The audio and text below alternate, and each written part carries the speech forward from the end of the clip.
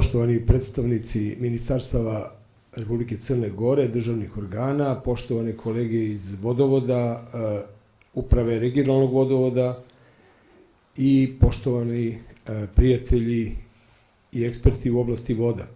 Moj zadatak je prilično komplikovan danas, jer zajedno sa mojom dvojicom kolega uvaženim profesorima Radulovićem i Sekulićem treba da vam prezentujem u vrlo kratkom vremenskom periodu rezultate do kojih smo došli i koji treba da potvrde sve ove tamne oblake o kojima nam je gospodin Saša Radulović govorio, ali one koji se odnose na ovu tehničku stranu projekta i obezbeđenje dovoljnih količina vode. Ali pokušat ćemo da izađemo u susret i tom izazovu. Projekat je realizovan u periodu od nekih 18 meseci efektivnog rada pri vrlo složenim uslovima od strane konzorcijuma na čijem je čelu bila kompanija Geoprojekt iz Podgorice i u čijem su učešću uzeli i mesto su imali Aquatera iz Graca iz Austrije i Geoprotekta iz Beograda. Crna Gora je zemlja karsta, to je nešto o čemu mi svedočimo na brojnim konferencijama u svetu. Ona je druga u Evropi po rasprostranjenju karbonatnih stena i prva u Evropi zapravo po količini voda koja se dobija iz karstih sredina, koje su inače vrlo problematične, prirodno su nepouzdane, imaju ogromne oscilacije između maksimalnih i minimalnih količina vode na izvorištima. Neka od vaših izvorišta predstavljaju reprezentativni primjeri u svetu u pogledu količine vode i kada bi se tako posmatralo, Crna Gora sa svojom raspoloživošću od čitavih 21 kubni metar vode u sekundi, 21 na dan, predstavlja zapravo najbogatije resurs u celoj Evropi. Kao što smo i čuli, i ovde je ta evidencija da je UNESCO uvrstio svoj izvorište Bolje Sestre u listu od 150 najznačajnijih izvorišta u svetu. To je nešto što ćemo, nadam se, uspeti da održimo i u budućem periodu, ali ako nastavi se sa problemom devastacije izvorišta, ne možemo da to garantujemo. Projekat je realizovan sa 3 osnovna cilja. Prvi, uspostavljanje monitoringa koji je nedostajao, dakle nedostajuće količine u pogledu praćenja prirodnih efekata i opšte efekata eksploatacije. Drugo, uspostavljanje treće zone sanitarne zaštite i revizija druge. I treće, tehno-ekonomska studija koja je najznačajniji deo projekta, koja je trebala da predvidi tehnička rešenja za proširenje kapaciteta na bazi utvrđenih činjenica. Ovaj projektni tim je sastojao se od eminentnih eksperata iz Crne Gore, Austrije, Srbije, Nemačke i imao je vrlo složen zadatak. Preko 20 još dodatno stručnjaka je bilo angažovano na zadacima u ova 3 domena. Ja ću sad zamoliti kolegu Milana Radulovića da zauzme ovo moje mesto i da pređe na deo koji se tiče samo istorijata izvorišta.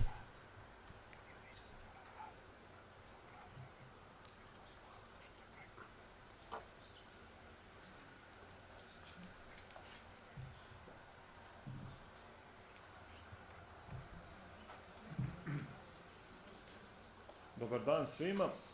Ja ću pokušati što je kraće moguće da prođem kroz istorijat istraživanja periodu od 2006. godine pa sve do ovog poslednjeg projekta o kojem je profesor počeo da priču. Mi u startu smo htjeli da sagledamo sve moguće uzroke pada izdašnosti izvorišta Bolje Sestre. Tako da nismo odmah željeli da jednostavno izvedemo neki zaključak na osnovu prvih indikacija, već smo sagledali pažljivo sve moguće uzroke i izdvojili nekih 8 uzroka koji jednostavno bi možda mogli da budu uzrok pada izdašnosti izvorišta Bolje Sestre. Naravno, na prvom mjestu eksploatacija šljunka iz korita Morače. Jasno je da je to najveća vještačka promjena koja se desila na području uže zone sanitarne zaštite i jasno je zašto je taj uzrok stavljen na prvo mjesto. Naše kolege iz Energoprojekta su 2020. godine u svojoj studiji izveli zaključak da je to glavni uzrok pada izdašnosti. Mi smo htjeli da budemo maksimalno objektivni i sagledali smo sve moguće faktore. Također smo sumnjali na prekomjernu eksploataciju voda na području Zetske ravnice. Poznato je da se oko 3000 litara u sekundi ljeti crpi sa područja Zetske ravnice, dakle podzemnih voda, najviše za potrebe irigacije vinograda. Samo plantaže imaju preko 20 bunara iz kojih crpe 1850 litara u sekundi. Analizirali smo, međutim, ispostavilo se da to nije jedan od glavnih uzroka, jer se desilo 2020. godine da su pumpe bile ugašene mjesec dana, od početka septembra do početka oktobra, a da smo i dalje imali pad izdašnosti na izvorištu Bolje Sestre. Naravno, analizirali smo i druge moguće faktore i klimatske promjene. Evo kako izgleda vodozahvat, svi dobro znate, ali da se podsjetimo prvih istraživanja. 2006. godine izvedena su prva detaljna hidrogeološka istraživanja i u elaboratu pokojni profesor Radlović je naveo u zaključku da dio izdanskih voda u hidrološkom minimumu koje prihranjuju izvorište Bolje Sestre potiče iz Bijene izdani Grbavaca, a dio iz karsne izdani paleoreljef. Da podsjetim, Grbavci su na desnoj obali Morače, dakle, sa druge strane brda u odnosu na izvorište Bolje Sestre. Evo kako izgleda taj profil iz elaborata. Plavom bojom je prikazana intergranularna izdan na području Grbavaca u zoni rijeke Morače, a na lijevoj strani vidite izvorište Bolje Sestre i još tada je pretpostavljena veza između intergranularnog akvifera Grbavaca i izvorišta Bolje Sestre. Profesor Stevanović u elaboratu 2007. godine sa saradnicima dolazi do istog zaključka da karsni sliv prostora Malog Blata izdani koje se prazne na izvorištu Bolje Sestre nalazi se u hidrauličkoj vezi sa drugim izdanima, a moguće posebno i sa površinskim vodama. I to je jedan od razloga zašto je tada u elaboratu o zonama sanitarne zaštite 2007. godine u zaključku napisano da se spriječi dalja eksploatacija šljunka i pijeska iz korita Morače, i to na potesu od ušća Sitnice do Vukovačkog mosta, kao i da se urede postojeći majneni. Dakle, 2007. u zaključku elaborata o zonama sanitarne zaštite.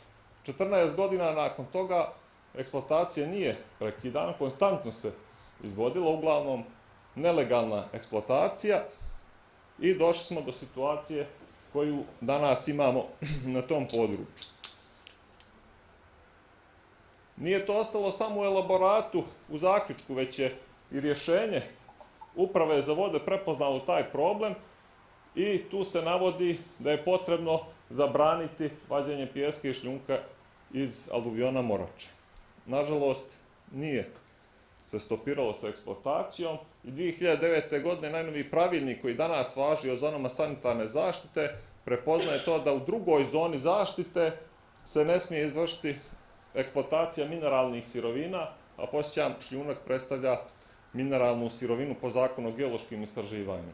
Dakle, tu imamo čak jedan paradoks. Uzvodno od zone sanitarne zaštite, od zvanične tada zone sanitarne zaštite, se nije eksploatisao šljunak, već baš u okviru uže zone zaštite koja je i tada bila utvrđena. Dakle, mi smo tada imali i drugu i treću zonu, s tim što je za treću zonu preliminarno proglašen kompletno slivno područje Morače i dat predlog da se detaljnije utvrdi kroz naredna istraživanja, ali postojala je zvanična druga zona sanitarne zaštite. I ekspertski tim Uprave za vode je te 2009. godine naglasio da se ne smije spuštati korito Morače ispod kote 10 metara nad morem. A vidjet ćete do koje smo kote danas. U periodu 2009. do 2020. godine, po mom saznanju, regionalni vodovod preko 50 pisanih upozorenja je poslao vezano za eksploataciju šljunka iz rijeke Morače i 2014. očekivano imamo prve znake opadanja izdašnosti na izvorištu, da bi 2020. od tih početnih 2300 litara u sekundi proticaj opao na 334 litra u sekundi i tek tada je stopirani radovi u Morači. Dakle, oko 10 puta je opala izdašnost izvorišta Bolje Sestre. Poznati su primjeri iz svijeta, dakle nije to prvi put da se dešava. U Americi postoje brojni slučajevi gdje je zbog prekomjerne eksploatacije šljunka dolazilo do opadanja nivoa podzemnih voda. Jer šta se desilo? mještani Grbavaca su već 2015. godine protestovali da su im presušili bunar. Jednostavno, imali smo mjerenja 2007. Većina tih bunara je bilo produktivno, međutim 2015. nivo vode je opao u Grbavcima i većina bunara presušila. Evo primjeri iz svijeta, recimo u Kaliforniji, na jednoj rijeci 50. do 60. godine eksploatisan šljunak i došlo je do obaranja korita rijeke za 3 do 6 metara, a to je uticalo dalje na obaranje nivoa podzemnih voda. Još takvih smo slučajeva našli i objašnjavaju stručnjaci da jednostavno nije to samo problem taj iskop gdje dolazi do vađenja šljunka i pijeska, već da kasnije rijeka teži da uspostavi balans i eroduje nizvodno i uzvodno od tog inicijalnog iskopa i dolazi do obaranja korita na širem potezu. Evo ovdje vidite sa satelitskog slika 2006. godine i tada je postojala eksploatacija, ali smo imali ovaj rukavac Morače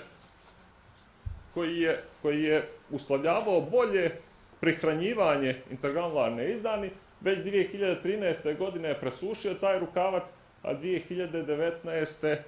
je sve bukvalno svedeno na jedno usko korito.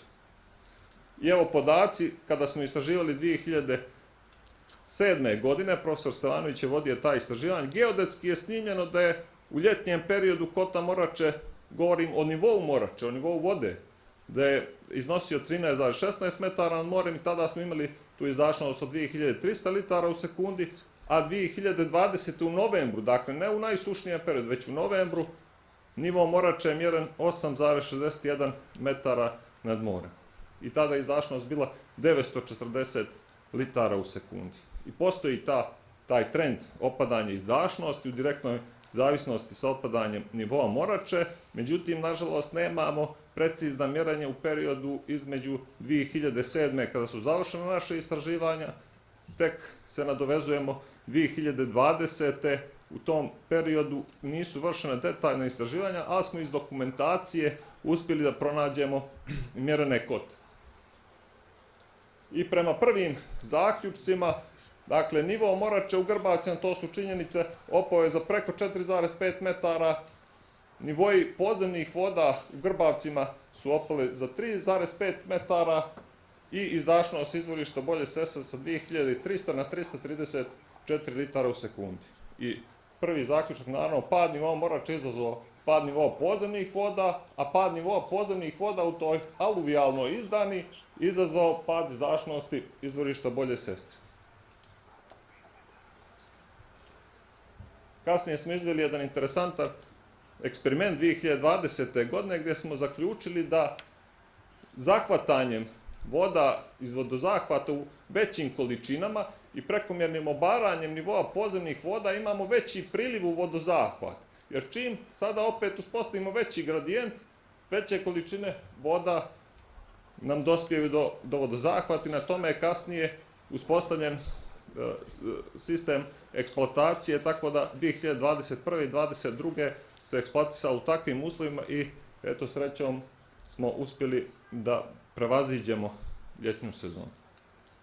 I evo ja ću se ovdje zaustaviti, mi smo predlagali neka od rješenja, profesor će detaljnije o tome i jedna od varijanti je bilo uspostavljanje nižih kota vodozahvata na izvorištu Bolje Sestre, ali ovdje ću se zaustaviti da ne bih potrošio previše vremena. Izradili smo karte ranjivosti koje nam ukazuju na moguću osjetljivost pojedinih zona i predložili adekvatnu zaštitu izvorišta Bolje Sestre. Hvala vam.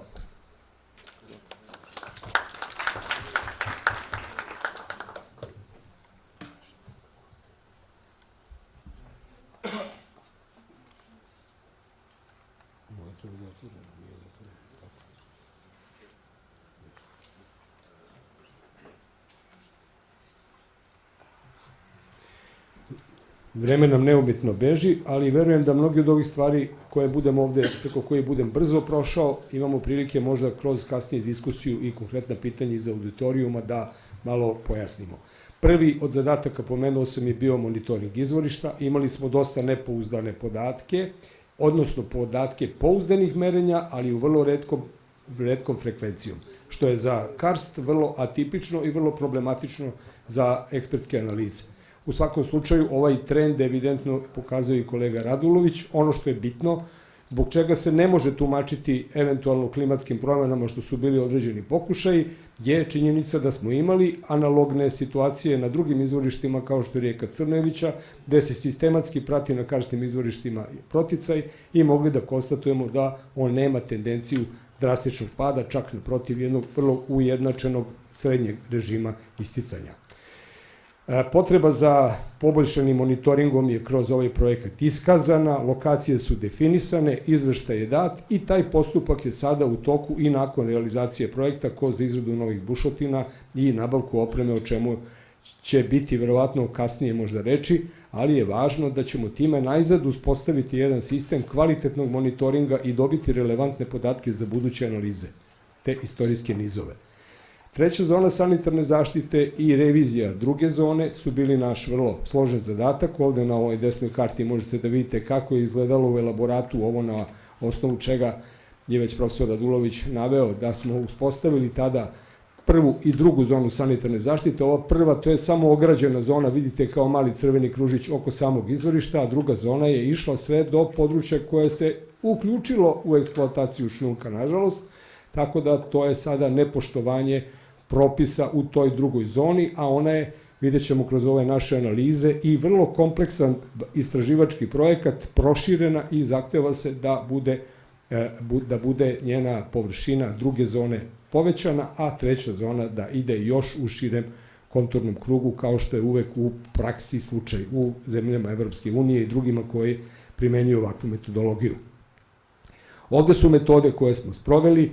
Jedna od njih već je kolega Radulović pomenuo. Vidite crveno u tabeli označene bunare koji su potpuno sada suvi, a da su nivoji bili na 3 metra iznad postojećih prosečno, što znači da tamo gde je zadržana voda ljudi su morali da produbljuju bunare. Dakle, u celim Grbavcima, kao i nizvodno u Vukovcima, došlo je do drastičnog snižavanja nivoa upravo zbog bržeg protoka reke koja je posljedica vađenja šljunka. To je bila jedna od činjenica koje smo ovom prilikom mogli da konstatujemo.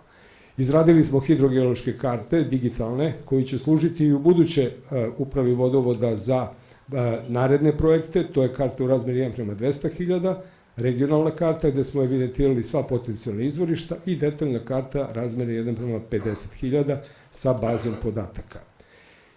Ovo što je najvećoj meri doprinelo da najzad imamo prave dokaznice o vezi između aluviona u Grbavcima i izvorišta je bio test bojenja, odnosno trasiranja voda, koji je izveden bio u aprilu 2021. gde smo konstatovali da je traser ubačen u ponore na strani Grbavaca, znači u aluvionoj ravni Grbavaca, prešao taj put od oko 1,5 km sa određenim gradijentom za negde brzinom od 0,6 cm u sekundi, što je dokaz na neki način ne brze frekvencije, nego upravo prečišćavanja tih voda u podzemnoj sredini, ali u direktnoj vezi. Dakle, veza je uspostavljena i definisana po prvi put sa izvorištem Bolje Sestre. Svojevremeno smo radili opit na drugoj bušotini, da se pojavila boja na izvorištu Čkanjak, a sada smo prvi put imali i direktno vezu sa Boljim Sestrama, i to pomoću odnosno korišćenja specijalnih laboratorija za ove uslove. Hemizam voda je detaljno ispitivan, upravo radi takođe kao utvrđivanja prirodnih trasera i veze između pojedinih izvorišta, a i radi dokazivanja zapravo njihovog kvaliteta vode i upotrebljivosti za piće. Izotopska hidrologija prvi put su primenjene na ovom prostoru, analize uz pomoć laboratorija iz Austrije, i tom prilikom smo takođe dokazali vrlo bitnu činjenicu, koja je zapravo glavni zaključak i celokupne studije. Izvorište Bolje Sestre prihranjuje se dominantno vodama koje padnu na karstnoj površi, dakle u brdskom onom terenu između Grbavaca i izvorišta, uglavnom u periodu velikih voda. Dakle, to je period visokih kiša od kraja oktobra negde do kraja marta, aprila. To je dominantan vid prihranjivanja. Nakon toga dolazi do ovog drugog, vidite jedan plavi tamo kvadrat koji pokazuje da imamo indirektno prihranjivanje iz tog predominantnog dela iz aluviona iz Grbavaca u mešanju sa vodama iz karsta, koje traje od aprila do septembra. Prema tome, upravo u kritičnom periodu, kad su najveći zahtevi za isporukom vode sa izvorišta, imamo situaciju da zavisimo u najvećoj meri od ovih aluvijalnih izvorišta na drugoj strani. Dalji dokazi u prilog te veze su bili